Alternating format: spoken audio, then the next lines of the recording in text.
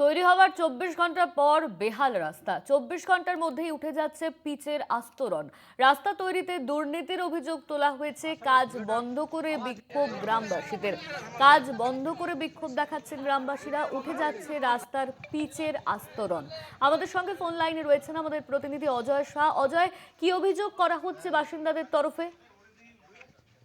আলিপুরদুয়ার জেলার আলিপুরদুয়ার ২ নং ব্লকের টাটপাড়া গ্রাম পঞ্চায়েতের খাটোপাড়া এলাকায় কিন্তু প্রধানমন্ত্রী গ্রামীণ সড়ক যোজনার আওতায় একটা রাস্তা তৈরি হয়েছিল। তবে বাসিন্দাদের অভিযোগ যে ২৪ ঘন্টার তৈরি হওয়ার পরেই কিন্তু রাস্তাটি ভেঙে পড়ছে।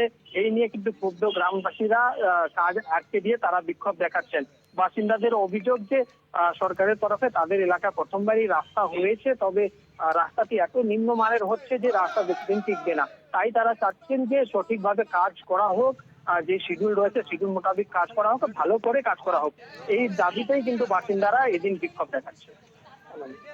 ধন্যবাদ তোমায় অজয়। আমাদের সঙ্গে ফোন লাইনে ছিলেন আমাদের প্রতিনিধি অজয় শাহ। কাজ বন্ধ করে বিক্ষোভ দেখাচ্ছেন গ্রামের বাসিন্দারা। তৈরি হওয়ার ২৪ ঘন্টার পর বেহাল রাস্তা।